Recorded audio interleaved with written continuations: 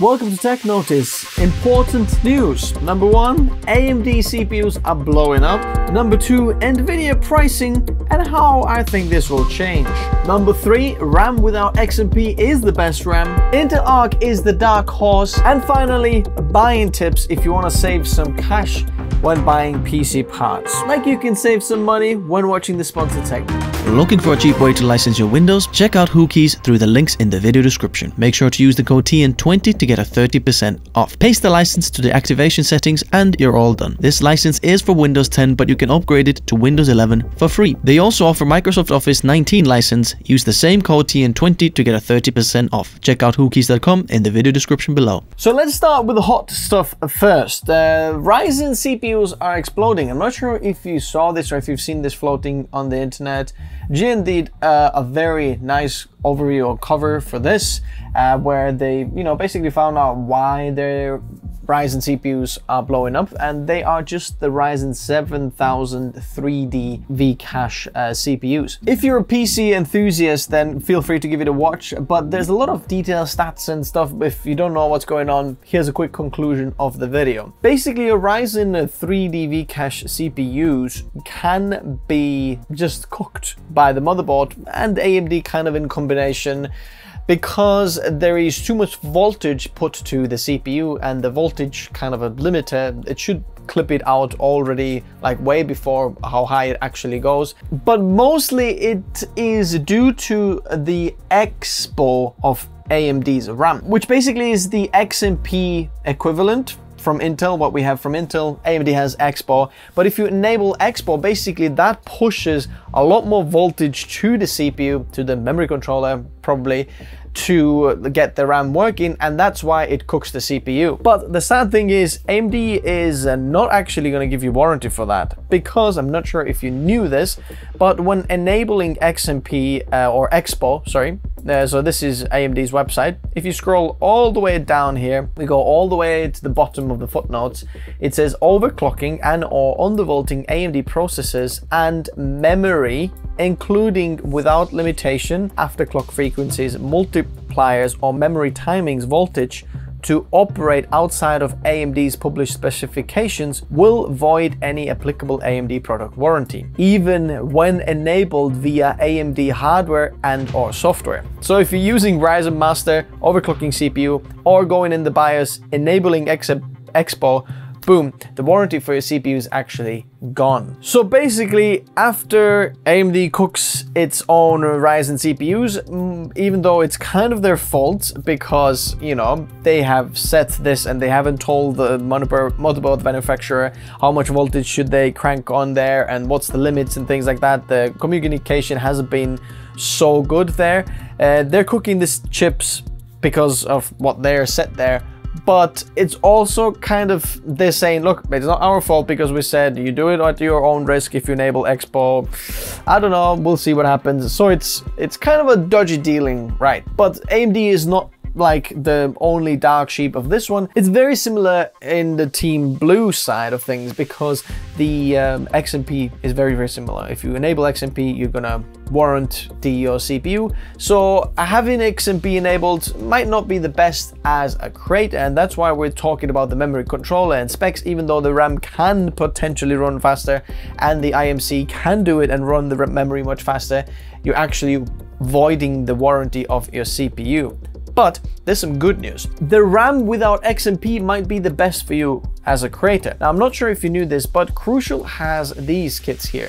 And they are basically JDEC specs, which means that these RAM speeds don't run XMP, but they just run at that speed. Now, they have 5200 megatransfers and 4800 megatransfers here available at the moment, and soon they should have 5600 megatransfers as well, which is kind of the spec for the 13th gen Intel CPUs, where we get the fastest speed. They have 16 and 32 gigabyte kits, as you can see here, where it runs at 5600 megatransfers per second, just like there, right? It's not that you have to enable XMP and then it runs it there. That's what it runs there. So you're not actually enabling XMP, which means you'll still have the warranty for your CPU, right? Now, the downside of this is it is slightly lower timings of the CPU. As you can see, it will run CL, let's go specification, it will run at CL46, and some of the other RAM you can get much lower, so it's just what you prefer, but the actual stability is better with this. As you can see, warranty is a limited lifetime warranty, which is just pretty good. If you want to pick it out, I'm going to leave it in the description below. But how do you fix the CPU blowing up issue? If you didn't know and you're wondering, oh my goodness, is my CPU going to blow up? Right now, what you can do is just update the BIOS. Go check if there is an update for your BIOS and then update that and disable XMP. That was going to save you a lot as well, or Expo, sorry, if you're on AMD platform. But regardless if you're on Intel or AMD platform, because both the Ryzen 7000 and Intel's 13th gen and 12th gen, they're pushing the technology quite a bit, and there's updates coming up all the time, which means that update your BIOS, you might get lower voltages and lower temps, which is all good for the CPU and for your system. Just update the BIOS, that's always good. Next, NVIDIA's pricing. What's going on? I can see that people are not happy. Now, I'm not sure if you've seen the video, but we just published a video about NVIDIA GPUs, and this was the first video NVIDIA actually sponsored on the channel, which I'm actually very happy about. And people weren't happy because it was sponsored by NVIDIA. I just want to mention one more time how this came about. I had some friends from Zotac that we've been, working together all the time, and they said, look, there might be some potential of working with NVIDIA and sponsor things. So if you were gonna make a sponsored things, what would you like to make the video about? I said, look, we're not gonna make the video about gaming or any of the gaming features, but if you're asking from a creator's point of view, these are the things that I think are awesome about the 40 series cards. And they were like, okay, let me just double check that. They came back, said, just make the video basically. The only kind of adjustment that they said is kind of use this hashtag of RTX on, and that was it. So there was no input actually put on the video. I said, look, I'd like to make this. They checked the video and then nothing got changed. I'm not sure if I'm supposed to say that, but that's the deal, basically what was there. And I was happy about it because I've been talking about these things since the beginning of 40 series launch, and I had no issues about, yeah, NVIDIA wants to sponsor a video. I've been saying these things. Yeah, go on, sponsor a video. I can say them again if you want, if people perhaps haven't heard about this before. But if you look at the comment section of this video, there's some people who are not happy about the pricing, and I want to mention that now in this video. I understand that NVIDIA's pricing is horrendous. Like, it's slowly been creeping after generation and generation, and I get it. Look, no one wants to pay higher prices, especially now when there's inflation going on. We're going into recession. We're absolutely skyrocket high prices in terms of energy crisis here in Europe. There's, rumors of wars, everything's like kind of on a health, and it's just an interesting time of the world, right?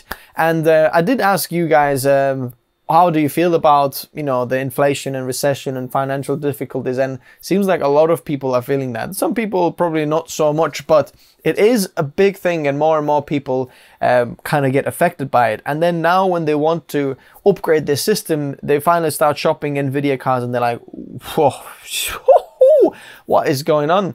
And I just want to explain this, why this happens, if you didn't know this already. Right, this might be very simple for you, so stick around with this. If this is new for you, you're welcome, right? There's something that's called supply and demand in business. If the supply is, there's too much of supply and the demand is low, which means not a lot of people want what the people are supplying or the companies are supplying, the companies have to lower their prices, and then people start to grab onto them and buying them because now suddenly they can afford it. And then what happens is, if the demand gets higher and then the supply, gets lower, the prices will increase because then the supply will go down. So this is kind of a balancing act that's always going on over there. But NVIDIA has been kind of left alone in this scale of things because of one thing: no competition. And that's a serious thing. It's a good thing, and it's a serious thing, and it's a bad thing all at the same time.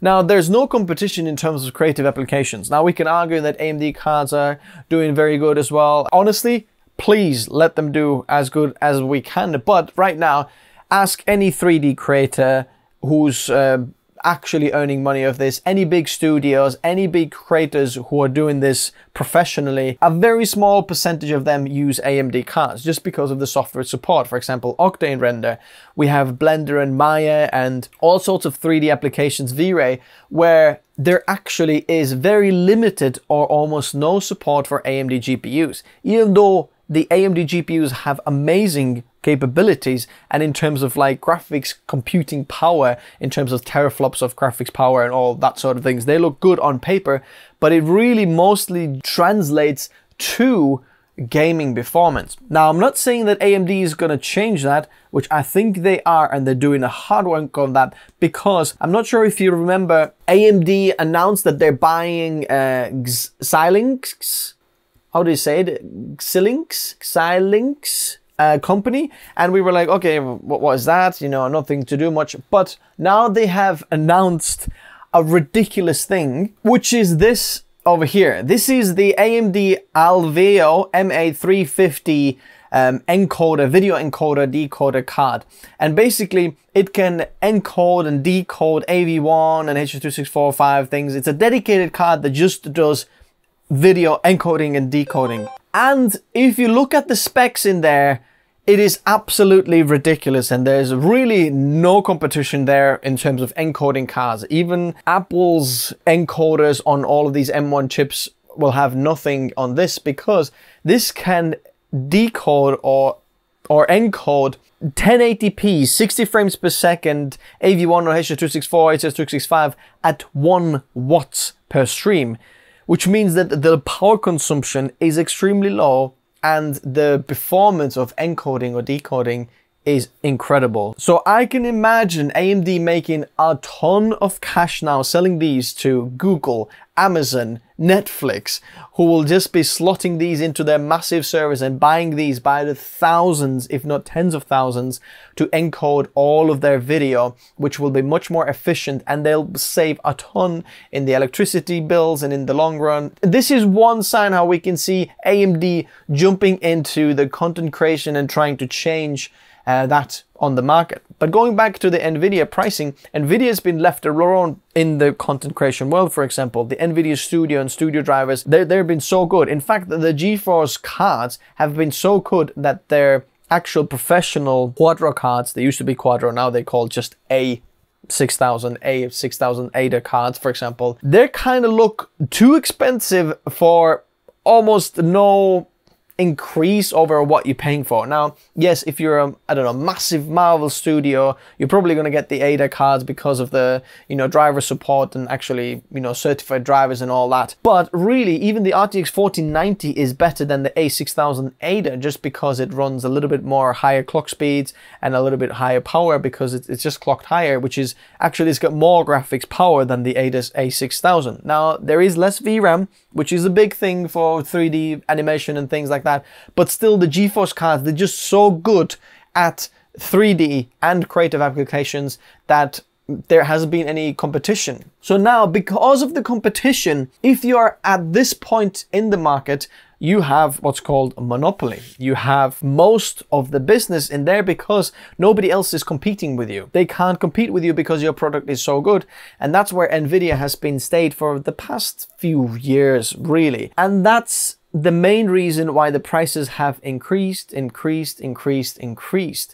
there's no competition, you can charge whatever you want and people will buy that because there isn't anything else to buy there. You want a good card for your 3D? There is nothing out there. You can't go AMD, you can't go Intel, it's not matured yet. That's the only option, right? Gaming, yeah, perhaps that's a different story there. You can go AMD with gaming, but we're not a gaming channel, so go look at some gaming videos in another channel. That's what we're talking about here, content creation and creative use of this hardware. So now we're at this point where the prices are absolutely to high heavens. And I think this is gonna change because what I have been feeling on this side and what I have been looking and talking to the brands and, you know, retailers, things, the 40 series cards aren't selling as much as we hoped, because it is a big price tag. And now where NVIDIA launched a big price tag and then we have a recession hit and all the prices, everything else goes higher, suddenly those cards look less and less and less appealing. And this is what I think will change here. Now, NVIDIA is gonna have to do something crazy to make those lower end cards very appealing. I'm talking about the 4060 Ti that's most likely going to be launched, 4060, 4050 that's going to come out. Those cards will have to be at a much lower price point, and people want to see a $200 price point for these cards. And the 4070 is going to have to come down in price. I think actually the 4070 Ti, believe it or not, is quite all right. I know that the memory bus there is lower and all that, but it still performs very good, and that's the kind of lowest card that we have still dual encoders. I don't think any of the lower ones will have it because 4070 doesn't have dual encoders, for example. But then the 4080 is really, really high. That price needs to come down. So we'll see what's going to happen, but I do think the prices are going to come down because NVIDIA can't just leave it there, because literally people are not buying this and they can't not sell their products, because that means the company will go down. So they'll have to lower the prices. We'll see what happens, but I think there's some good news out there. So stick around for the Prime days and deal sessions when they're coming out later on in the middle of the year, like summer deals and things like that, because you might get actually good deals on the GPUs as well this time. Now, Intel Arc, and why this is a very underdog of a situation here. Now, I haven't made an Intel Arc video on my channel yet, because Intel Arc is not fully supported on Adobe Suite yet. Now, this is due to Adobe, not to Intel. Adobe has to build support for that, and for some reason they're a little bit slow on that. And what I've heard, they are making sure, and they're working really hard to actually catch up with some of the other competitors like DaVinci Resolve and other programs that very quickly support the latest hardware and give you the better performance and stability. But I haven't made a video about that because I think Adobe Suite is a big thing on the channel, and actually most of the creative users do use Adobe Suite there. But once this is supported there, I think this will change a lot of what we see in the industry, because those cards will be amazing.